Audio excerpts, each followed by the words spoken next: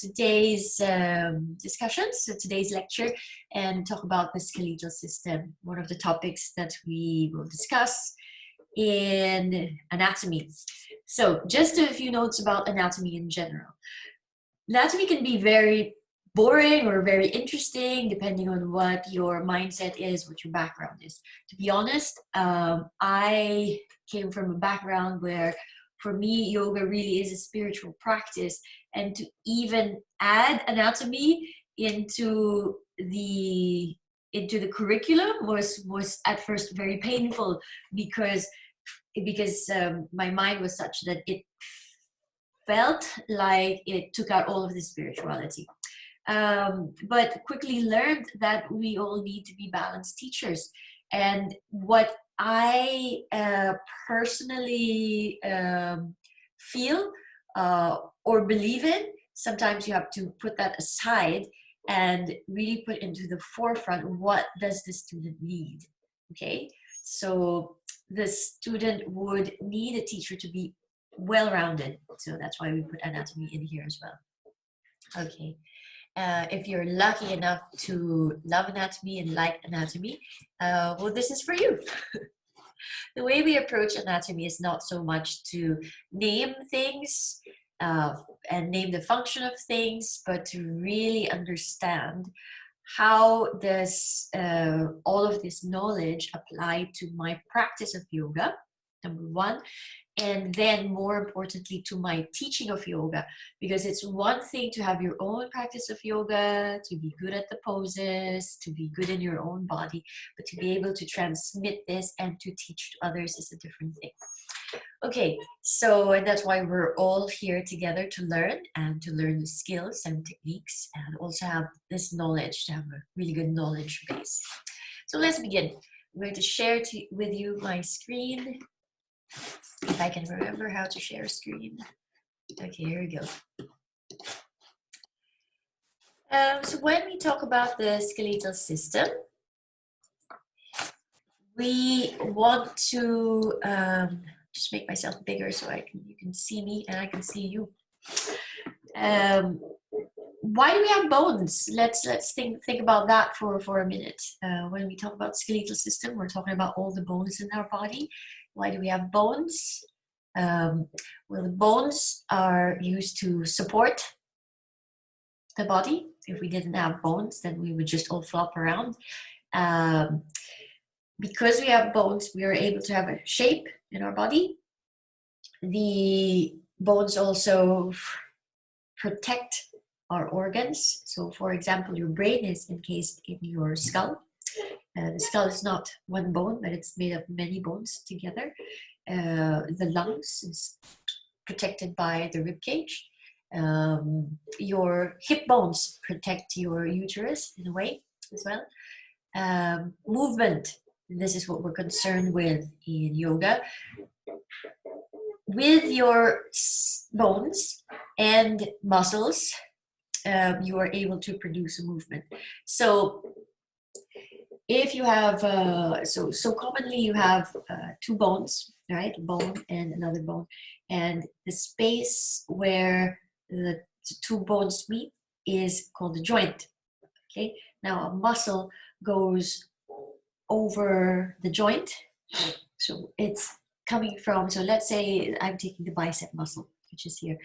It starts from your bone here and it inserts, radius ulna here, and you have your humerus bone here. So the bicep muscle starts from here and then it goes over the bone. When the muscle contracts, it shortens and then it pulls on the radius ulna, so then you create a movement. Okay, so don't worry about the names for now. Just remember there's bone there, there's a bone there, there's a muscle that goes from here, goes into the other bone. So, and then the muscles contract. The muscles contract, you are able to make a movement. And this goes for all the joints in your body, right? Your neck, hips. So all the movements in yoga are coming from all of these joints in the body, okay? Some people are have more range of motion in their joints than other people, which make then one person's yoga pose different from another person's yoga pose. That we will discuss later when we talk about factors affecting flexibility. It could be the shape of your bones, because we all have the same number of bones, but they're not all shaped the same. So that will affect how we look in different yoga poses. We don't all look the same, and we should not try to look the same as well in yoga poses. So that's an interesting note. So next, you also need bones for mineral homeostasis. So balancing the calcium and the phosphorus in your body. Blood cell production happens in the bones as well, and storage of energy. Okay, so just a quick look at cells that make up the bone tissue. You have osteoprogenitor cells, also called mesenchymal stem cells, and stem cells are derived from the mesenchyme. Mesenchyme is a connective tissue that is found in the embryo, and they have the ability to become osteoblasts. So this is the very beginning cell. Okay, osteoblasts is what we have next, and these cells secrete collagen, and collagen is the hard substance in the bones. Osteoblasts also secrete other organic components to form the bones and to form that rigidity in the bones, because remember we said the bones provide support and structure. In order for it to provide support and structure, it needs to be rigid. Osteocytes are mature bone cells that maintain the daily activity of bone tissue, and they come from osteoblasts, and they are the main cells that are found in the bones. So when you think about the hardness and the outermost layer of the bone, and the outer layer of the bone, you're thinking about osteocytes. Now at the very surface of the bone is the oldest type of cell. These are called osteoclasts. And what they do, they destroy bone tissue and then reabsorb. So destroy and reabsorb bone tissue, which is very, very interesting. Sometimes we just think of bones as unchanging or just unchanging. What this is what you see, this is what you get. But as we can see here, there's a progression, and there's life, and there's maintenance, and there is destruction and reabsorption, and then life again. So there's regeneration of the bones, and that is echoed as well in a lot of the philosophy of yoga, of how the world is created, maintained, destroyed, created, maintained, destroyed, this whole cycle of life.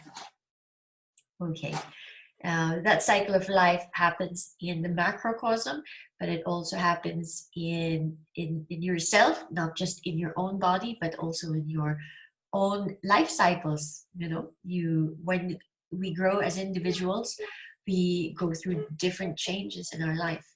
Okay, enough about that. I'm not going to go too philosophical. Let's stick with the bones. Types of bone tissue. Okay, so you have compact bone tissue and spongy bone tissue. So compact means hard, it means dense. This is the tissue that has few spaces within it. It's made of osteon. The main function of the compact bone, like we said, is protection and support, and it forms the external layer of the bones. So when you look inside certain bones, especially the long bones found in your arms and legs, at the very core you have light tissue made up of many spaces within it, and it looks like a sponge. It contains red bone marrow, and this is where red blood cells are produced. So you can find this in the hips, the ribs, vertebra, the skull, and the ends of some long bones. When we are younger, or as children, we produce a lot of blood and red blood cells. As we grow older, there's less and less of that happening. Just a note. So here is a closer look at, so you've got your spongy bone here. Okay, there's the bone marrow where the red blood cells are produced. And then outside here, the outside layer, you can see the hard bone. Okay, look here for a minute to your right and you can see just the different shapes of bones in your body.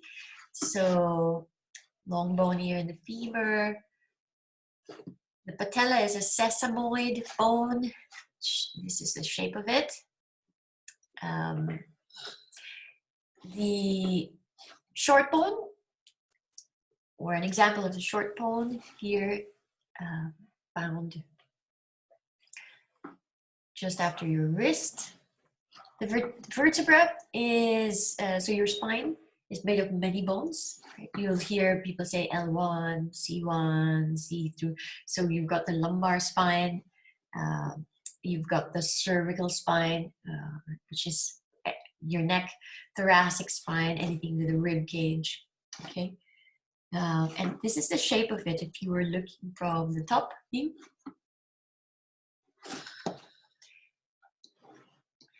Okay, let's continue.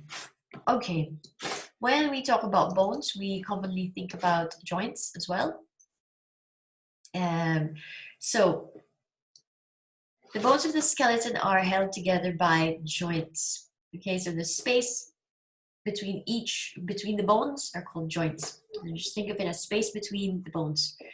You have at least 3 types of joints, or we'll name 3 types.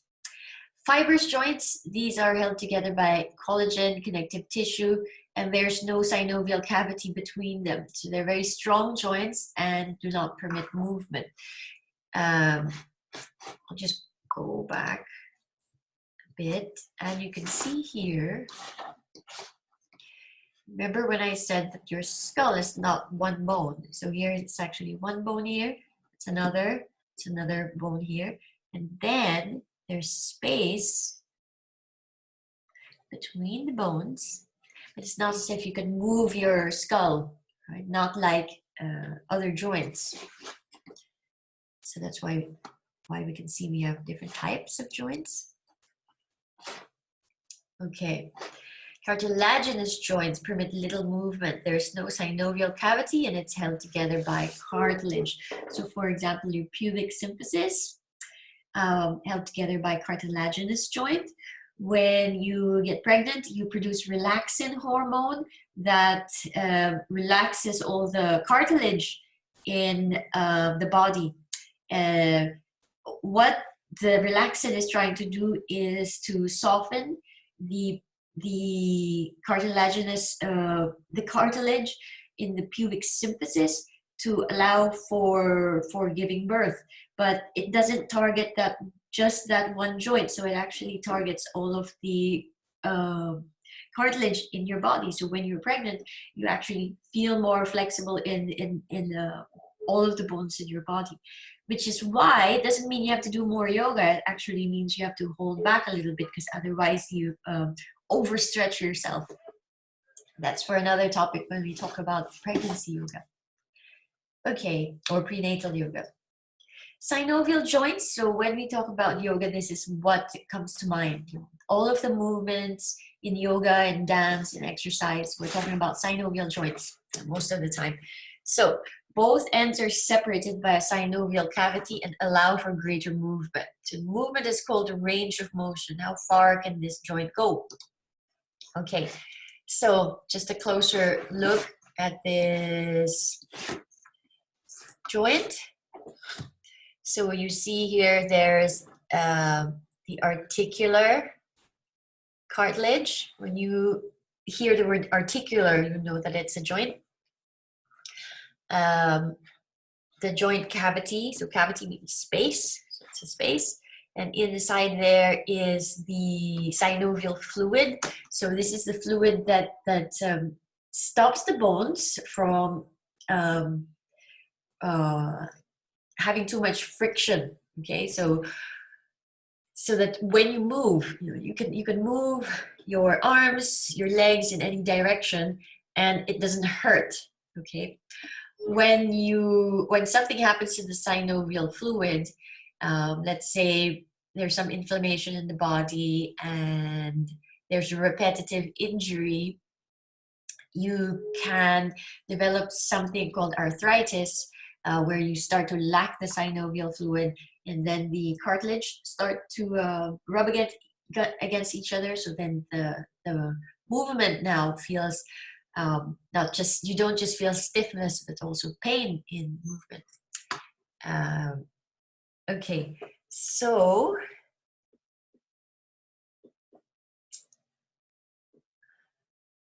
that's a closer look at your synovial joint.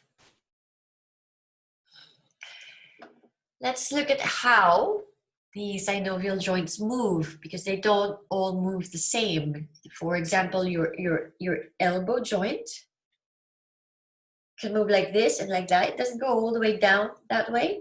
It can barely go left and right.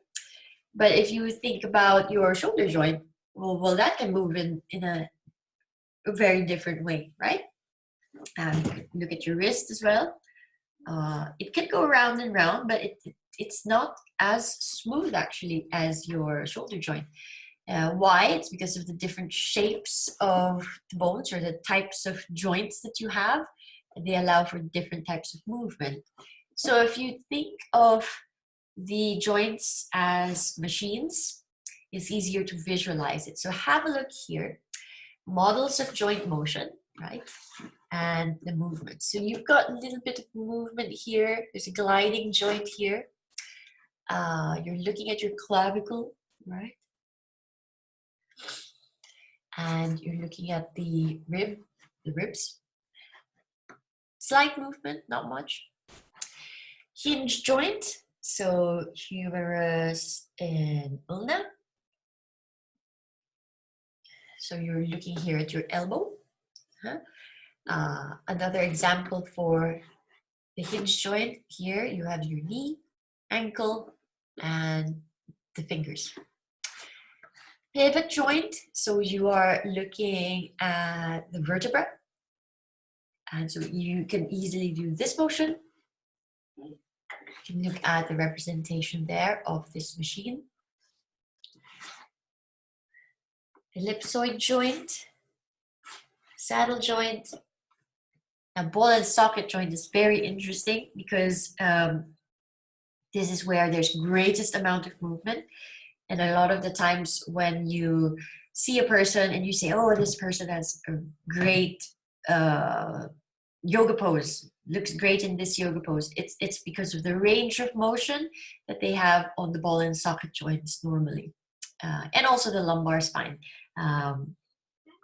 So you're talking about the arms, the shoulder joint, the hip joint, and for a lot of people, it's also the lumbar spine. So how much range of motion they have on their back, but the back is not a ball and socket joint. Okay, so 6 movement of the joints. So so you've got flexion and extension. So some of the times the anatomical directions are not the same as ordinary speech, or even the speech that we use when we're teaching. So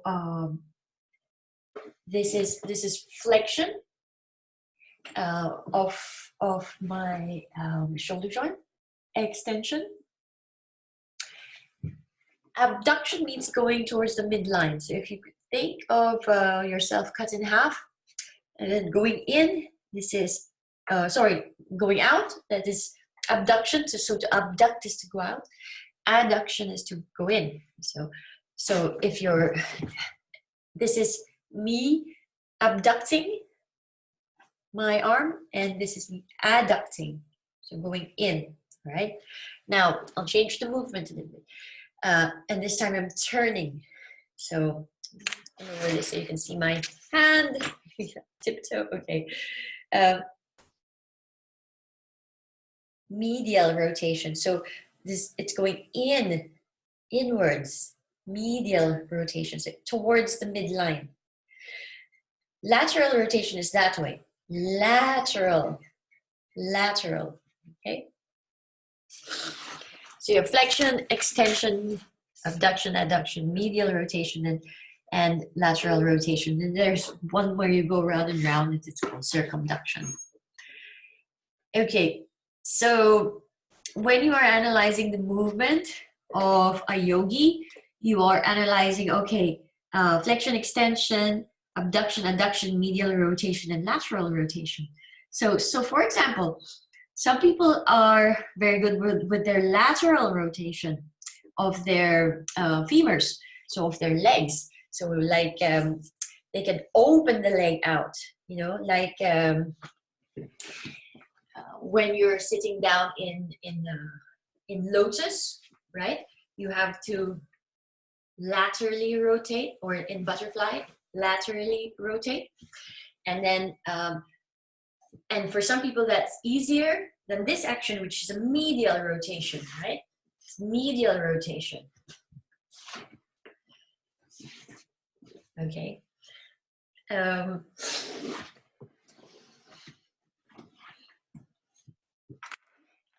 Because we have different shapes of bones in our bodies, and from person to person, the range of motion is also different.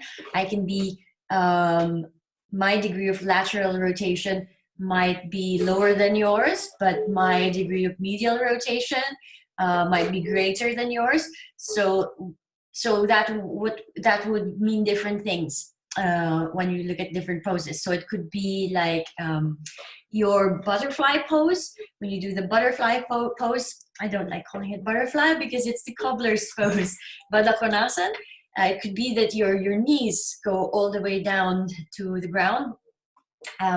But when you do Vajrasana or hero pose, let's say, you're blocked somewhere. Okay, you can't place your heels to the side. So there's differences. Of course, there are people who have really good medial rotation, really good lateral rotation as well. Really good at all of the movements of the joints. But the message here is that there's not just one movement of the joint, there's not just one joint. So when you are analyzing a yogi and you're analyzing yourself, your students, you have to analyze each of the joints. Think, okay, you don't just say this person has a good Natarajasana, okay, which is king of the dance pose. You have to think, okay, what is happening in each of the joints in the body, okay? Maybe the lumbar spine isn't as open, so the back is not as open, but maybe the shoulder can go all the way back, for example. So you look at the different joints that are being used in the pose, and then you look at the range of motion that this person has in each of the joints. Okay, and then from there you can do some improvements. You can also do balancing. If you are, let's say, flexible in the lumbar spine all the time, but not so flexible in your the ball and socket joint of your hip joint, right? You might be overcompensating in some poses and just bending back all the time instead of trying to increase range of motion in other areas of your body, right? So what happens is when you practice yoga for a long time, I'm talking years and years and years, if you just, to get to a pose, if what you're doing is just always relying on the joints that are most flexible for you, you might start to ignore the other joints in the body, so you're not working on the flexibility of those other joints. So you're favoring some joints over other joints, which then causes imbalance in the body later on. And it can also lead to repetitive strain injury as well, because you're just banging on that joint all the time because you know that that's your most flexible joint. So some things to think about in your yoga practice and also when you're leading students. Um, it goes the same way for your muscles as well, which we'll talk about later, but I'll just give you a few details now because it's really important. Certain muscles in our body, for each person it's different. We tend to favor the stronger ones in our body. Okay, so we have some muscles in the body that are more dominant than others, and what happens is you start to just rely on those muscles to get to the pose or to hold yourself up in a pose. And what happens is that dominant muscle keeps getting more and more dominant, and then all the other muscles surrounding it, the synergist muscles, start to get weaker and weaker because you're always favoring the stronger muscle. So you need to start thinking about and feeling as well in your body. What muscle am I using as the or what muscle am I relying on for this movement to hold this pose? Okay, so I'll give you an example. So you can lift your arm. Okay, I don't have space, so I'll do it this way. You lift your arm like this, and you could be actually relying on your upper trapezius and doing it this way. Okay, or you can be relaxing upper trapezius and then maybe relying a little bit on the support of the lats, latissimus dorsi, and using a lot of deltoid muscle. Okay, but so you can do it both ways. It's, lifting the arm using my traps, or I'm depressing it and I'm engaging more of my latissimus dorsi, and also the rhomboids and lateral trapezius, so muscles around the scapula to like lift it but then depress it, right? I'm using the deltoid, as the prime mover. Okay, more on that later, but it's something to think about already. Flexibility. You can't talk about yoga without talking about flexibility, but don't forget that you don't have to be flexible to do yoga. Think about that. Okay, what is flexibility anyway? Flexibility is defined as the range of motion of a joint or a group of joints. So how far can I move this finger? That's talking about the flexibility of that joint. Okay, can I move it like this or can I move it like that? All the joints in your body, is this the movement or is that the movement? If I lift my arm up and I extend, do I get stopped here or can I go further? So that's the range of motion. Okay, how far? Not everyone is the same when it comes to flexibility, and we all know that by now, and we need to respect and love ourselves for all of the range of motion that we have and the differences in each person. Okay, so factors affecting flexibility. Joint structure. So as we know, different areas in the body have different joints, and so there's sutural joints, cartilaginous joints, and synovial joints. Remember? Fibrous, cartilaginous, synovial. Synovial joints are the ones that have most movement. So you can't expect more movement in your skull. You can't expect the same movement in your skull as you can your shoulder, right? And for each person, it's also different. Okay. Let me look at this. Let's look at this quickly for you. Okay, so femur bones, so thigh bone, and just look at these 5. Okay, 5 specimens, all the same bone from different people, but you can just see how the angle here of the head and the neck of the femur is different. This pronouncedly more different from this, and you can just imagine that the way this person would stand, let alone move, would be different from this person, right? Okay, here as well you can see the difference, shorter one, longer one. Commonly when you have a very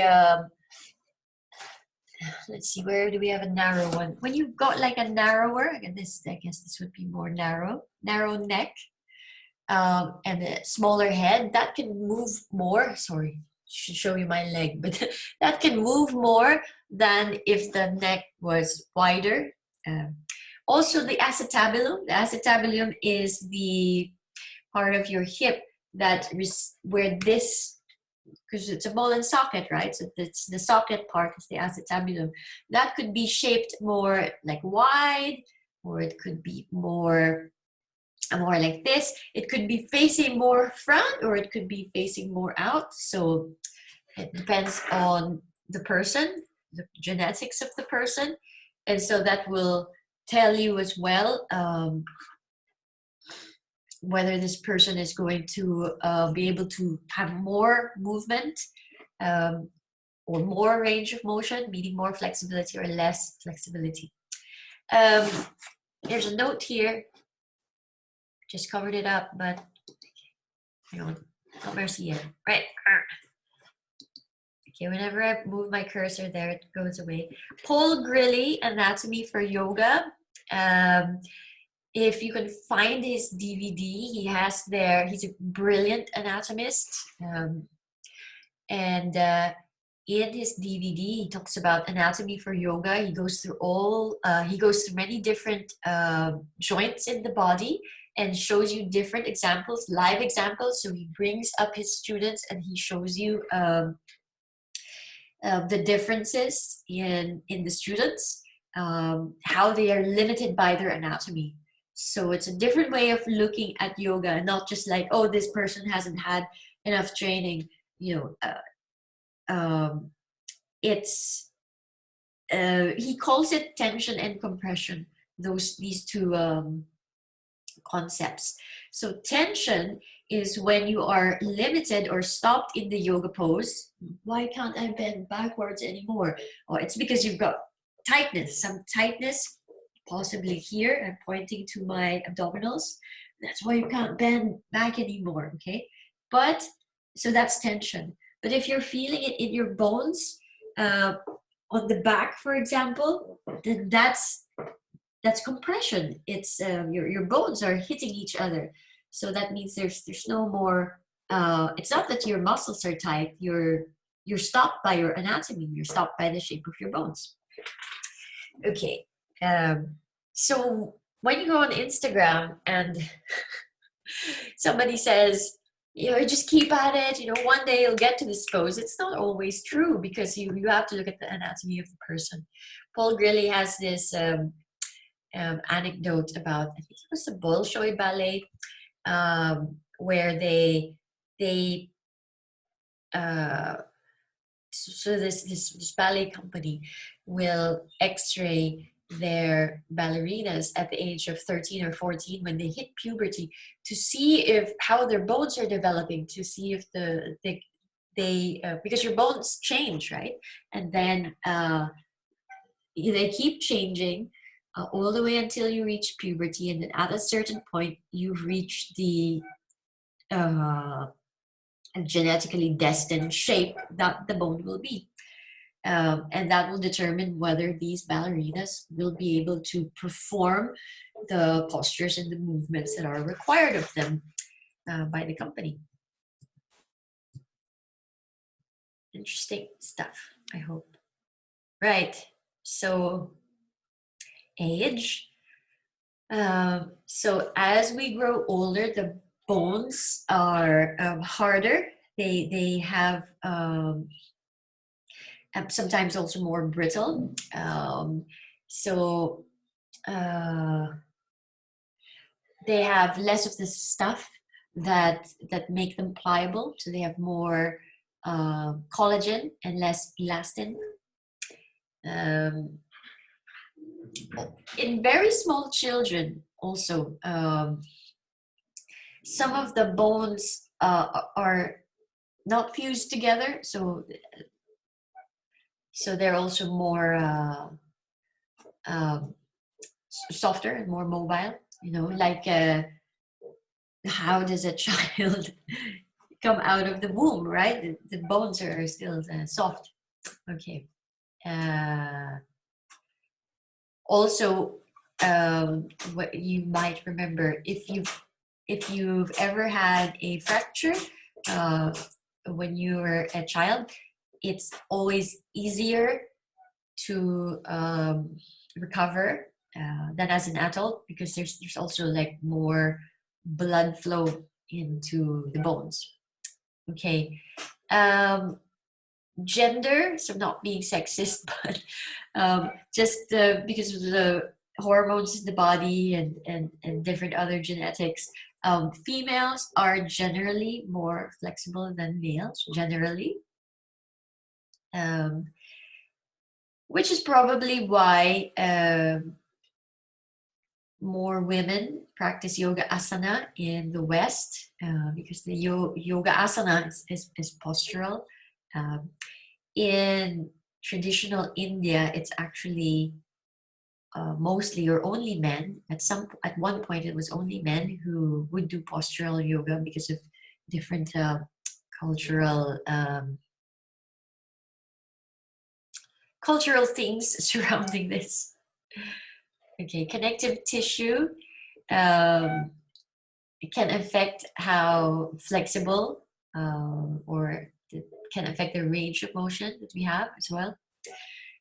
Some people just generally have more elastin in their bodies than collagen, which makes them more flexible. Uh, Muscle bulk and weight training. So sometimes if you do weight training and bulk up your muscles, they can actually get into the way of you moving your bones just physically. It's just, sometimes when you've got students with really large rounded shoulders, deltoids, shoulder muscles, when you ask them to lift their arms up, they can't really do this. They will stay here because the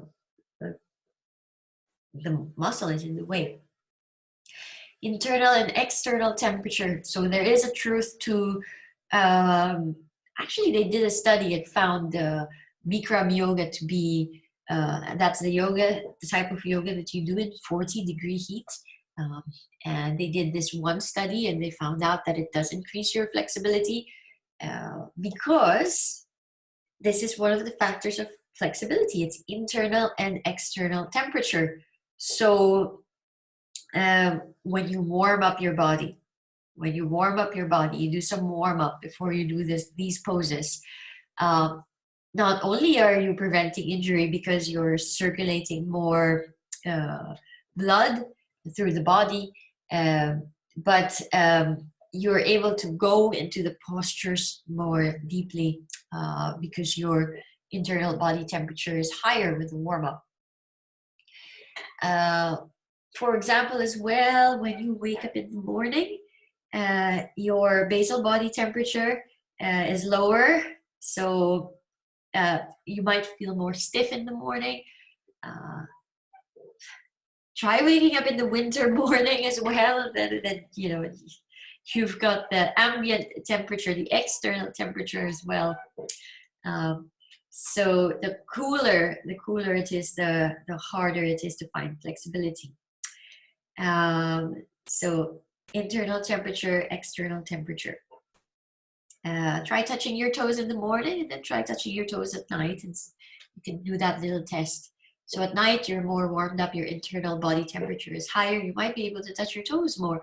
Whereas when you wake up in the morning, your body is cold, so maybe you won't be able to touch your toes. External temperature, this is another factor. It's really funny in here in France when we do our teacher trainings in the summertime.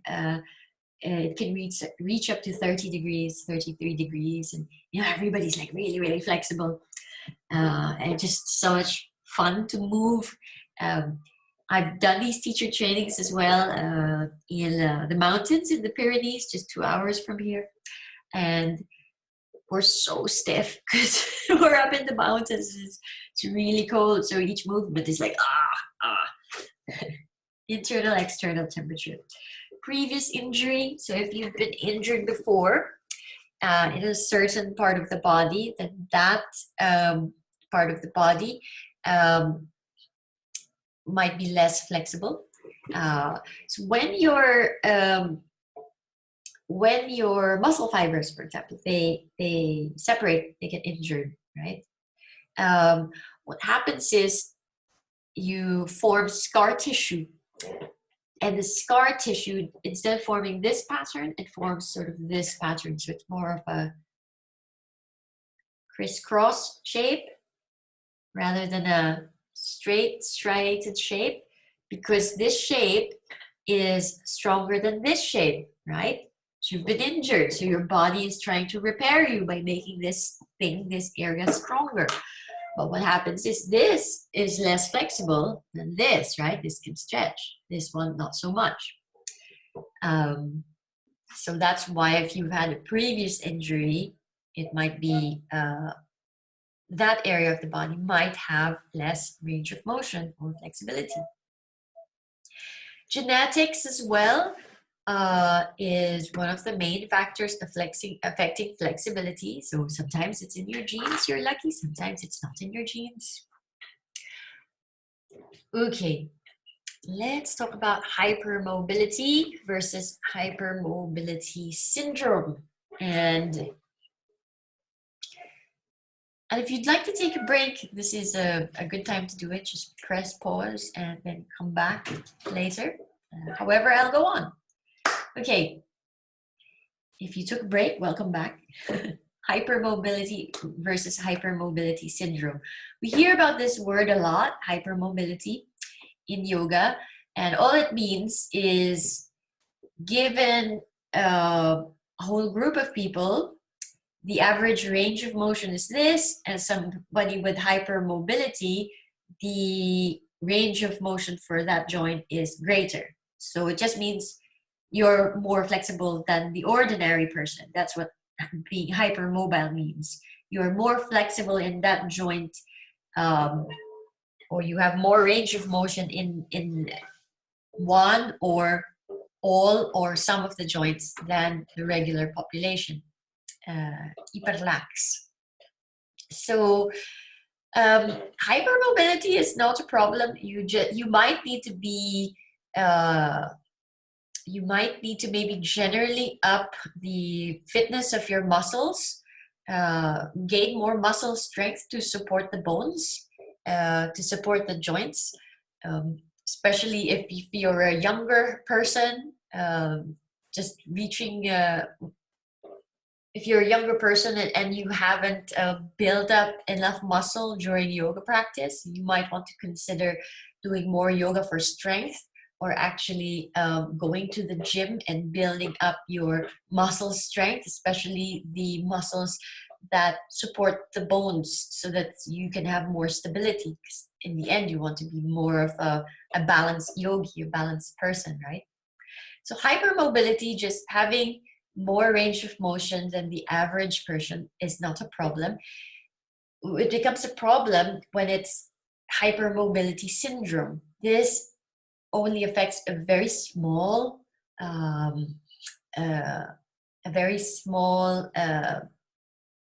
area or number of the population. How do we know when it's hypermobility syndrome? So in hypermobility syndrome, you get stiffness in your joints or muscles. You keep getting sprains and strains. You keep dislocating your joints, so popping out, joints popping out. You have poor balance and coordination. You have thin, stretchy skin, digestive problems like diarrhea and constipation. So all of these can be, all of these are signs of hypermobility syndrome. Okay, but if it's just, but if it's not causing you any pain, not causing you balance issues, coordination issues, sprains, strains, then you're just in the hypermobility range. So this is still safe. What you might want to do if you are getting sprains and strains, losing balance as well, is you may want to think about getting your muscles stronger, because the muscles support the joints. I remember when I was 5 years old, I would fall once in a while running or walking, and also my ankle would just give, and I thought that was a normal thing. It didn't hurt when my ankle would do that, but I would often, just thinking back, I would often do that as a young girl. But as I started growing up, which means you use more muscles, your muscles also start developing, so that when the muscles started to develop, that also stopped happening. But if it's still happening to you, then you might want to consciously think about, okay, I need to strengthen these muscles. So the hypermobility, fun little test there to assess your hypermobility. I'll just go through them quickly, and you can test for yourself. Okay, so you get a piece of paper and you write left, right, gauche droite, gauche droite, gauche droite, right, left, and draw some lines there. Put a total score here, and then you go through each part of the body. So let's go through them now. So one is you take your little finger like this and you pull it back. Okay, pull it back, and if it goes this is about barely 90 degrees, right? All the way straight would be 90. So let's do it here.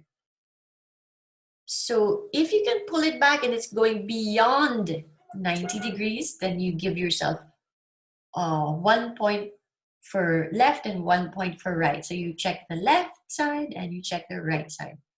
Beyond 90, right? See, it's warmed up. Now it's starting to go beyond 90. Okay, then you pull the thumb back to touch the forearm. Okay, thumb. Are you able to reach the forearm, right?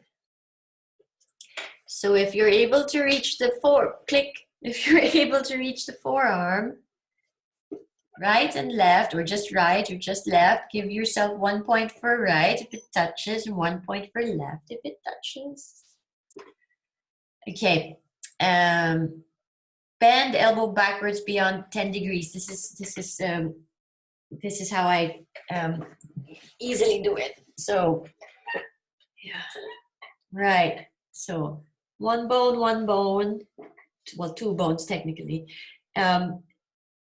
Because I'll go further so you can see. Okay. All right, here we go. So it's straight. If it goes below, back.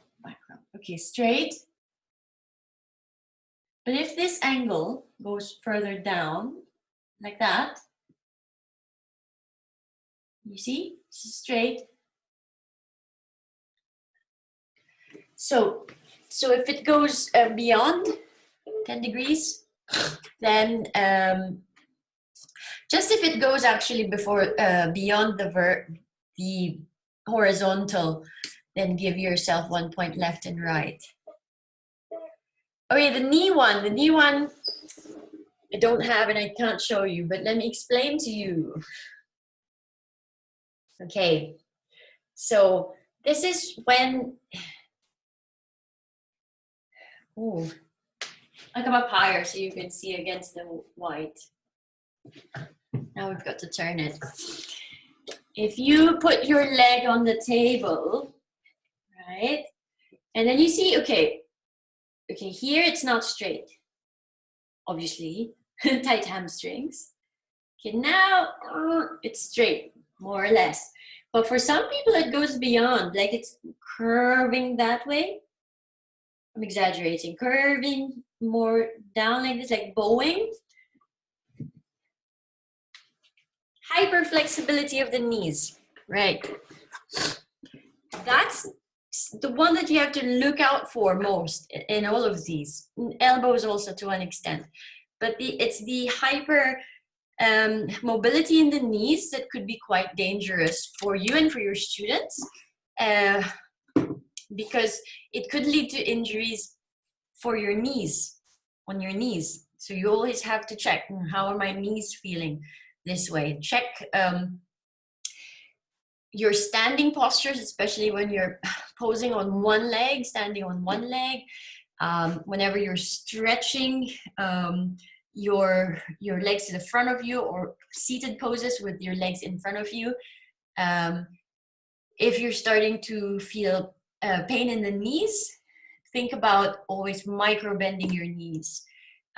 Things like Ekapadasana, one leg standing, or some people call it Warrior 3, when you're standing on one leg. Some people tend to go hyper flexible on the supporting leg.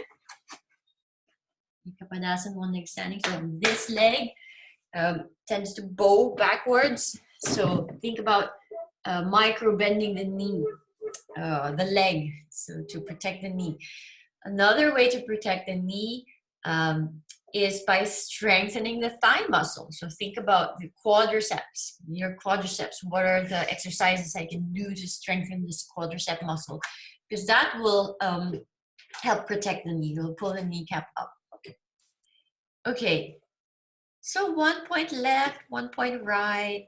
And then the next one is, this is tricky because as yogis, we are trained to bend from the hip, which is, yes, what you're supposed to do. But here you're being asked to bend from the waist. Okay, so do the thing that you're not supposed to do in yoga and bend from the waist, which means you curl your back. Okay, so curl your back and then see if you can hang down and touch the floor, right? So, and if you can do that, then that would be 1 point left and right. There is no left and right, but you give yourself 1 point for each anyway. Then, so this means calculate your points. And a positive Baton score for adults is 5 out of 9 points. Okay, so that means hypermobility. And it's 6 out of 9 points if for children. Why more for children? Because they are generally more flexible, so it has to be skewed for them. Okay, so that's a little fun test for you. This is a review of your articulation, your synovial joint. Flash that in your memory, okay? You should be very, very familiar with this. I'll let you, because you are going to have this copy of this lecture, you can have a look at this video that talks about synovial fluid and arthritis. Now, this is from arthritis.org. So in the end, yoga can help, but not cure arthritis. So it can help the condition. It can make the patients or people with this condition feel much better, reduce stiffness, but it can't take away the condition. So when the synovial fluid starts to leak out and the bones start to touch against each other. Arthritis is caused by repetitive strain. So when you're constantly banging on those bones, and repetitive injuries, and also older age. But it's not only people who are older who get arthritis. Recently, can't remember his name, but maybe I should name him anyway.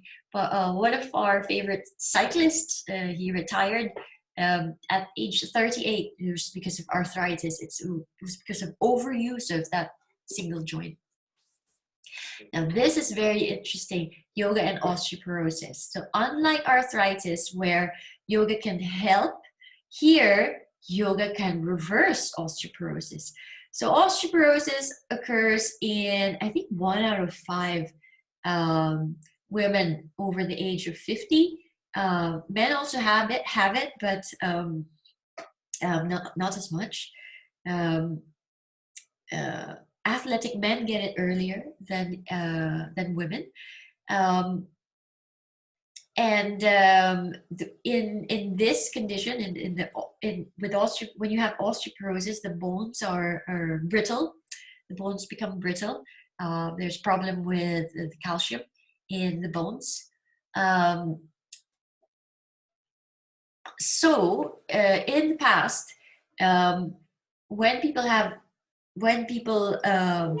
discover that they have osteoporosis, they're always it was always advised not to do yoga because certain movements in yoga would might lead to injury. But there was one doctor, Dr. Fishman, and he created a sequence of poses. You have, don't forget that you have this slide and you can look at this, and your challenge is to actually translate these poses into the English. I'm encouraging you to learn the Sanskrit, so very, very quickly, let's go through them. So Vriksasana is the tree pose, Trikonasana is triangle, Virabhadrasana 2. What's the pose that has 1 and 2? Warrior. Parsva Konasana. So extended side angle. Parshva is extended. Kona is angle. Parivrita Trikonasana. Vritta means turning, like Chitta Vritti Nirodha. So this is your revolved triangle. 3, Konasana 3.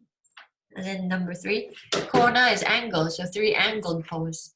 Salabhasana is your locust. Setabandhasana is your half bridge. Supta Padangustasana is you're lying down, you're extending, lying down on your back, extending one leg up to the ceiling. Supta Padangustasana 2 is that same pose, lying down on your back, extending your leg up and then placing it to the side. Marichayasana is a seat and twist. Ardha Matsyasana is a seat and twist. And Shavasana. It's very simple poses. So what did Dr. Fishman do? He had, all of his subjects had osteoporosis. Of course, he had a control group that didn't have osteoporosis. And they did this yoga, which lasts for about 12 plus minutes, because they hold the poses for 1 minute each. So he tested them for their baseline levels of bone density, and then 2 years later he tested the bone density as well. And the people who did this yoga, okay, these poses, they actually increased their bone density. So some of them got out of the range of osteoporosis and essentially reversed that condition. So here's a video of Dr. Fishman actually explaining all of the studies that he's done, because he's not just done one study, he replicated it, he and his team. So very, very interesting stuff. Yoga is good for osteoporosis. But you have to be careful of what poses. So these are the poses that he used. Let me just quickly, this is how much I think this is very important. Let us just go very quickly. If you have somebody who has osteoporosis or osteoarthritis, there are some things that you have to be wary of, some poses that you should really not force your students into. Yoga for older adults, because it's older adults that commonly have osteoporosis or osteoarthritis. Osteoarthritis is more like inflammation of the bones or the joints. Okay, bear with me. Okay, so these list of poses, it's actually a list of exercises that are contraindicated or should be avoided when somebody has osteoporosis or osteoarthritis. List of exercises. We'll go through them. Only 4, only 4 are not yoga poses. So in the list of exercises to be avoided, only 4 are not yoga poses, which is why people think you shouldn't do yoga when you have osteoporosis or osteoarthritis. That's not entirely right. You shouldn't do these poses when you have osteoporosis or osteoarthritis. Doesn't mean you should stop doing yoga, especially if it's Dr. Fishman's yoga, because it can actually help. And why does it help? Okay, when you compress the bones, it actually stimulates the bones to grow.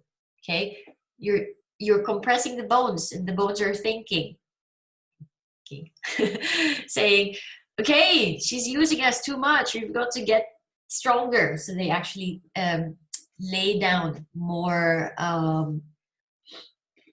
osteocytes. They actually lay down more material to get stronger.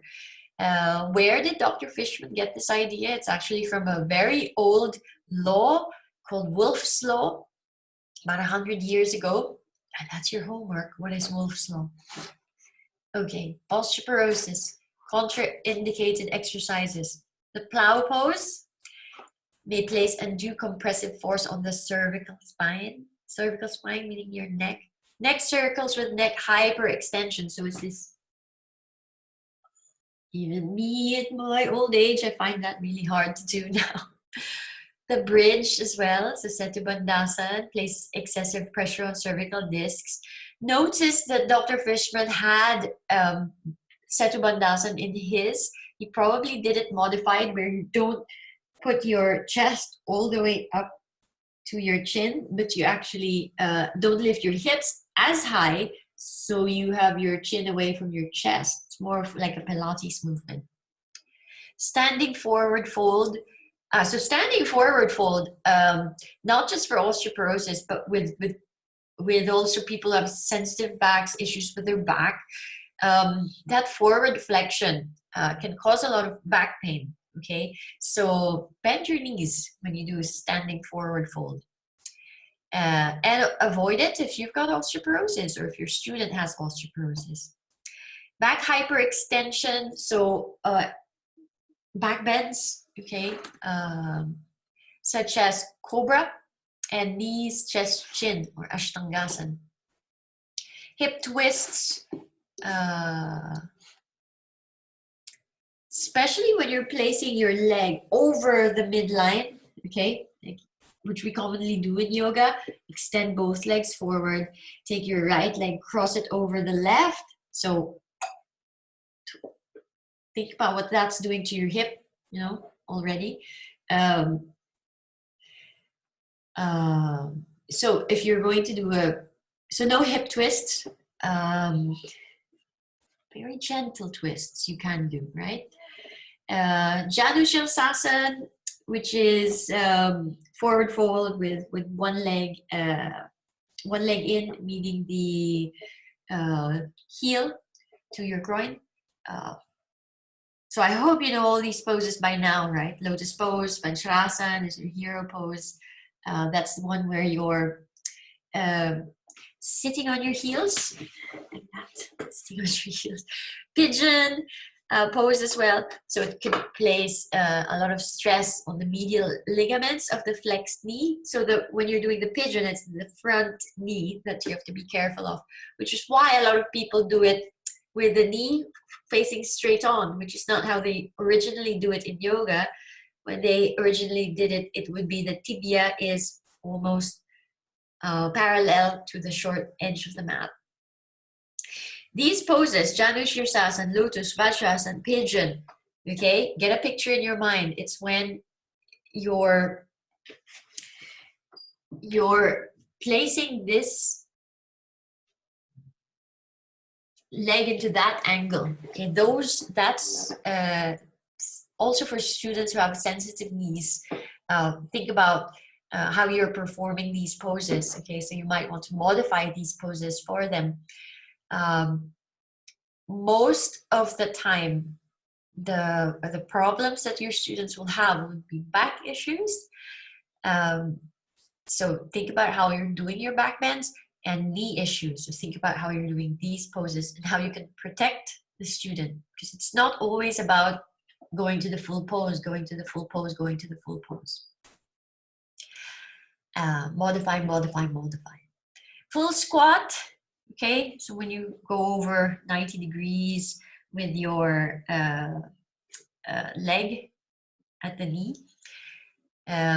So again, knees in line with the toes when you're doing a squat.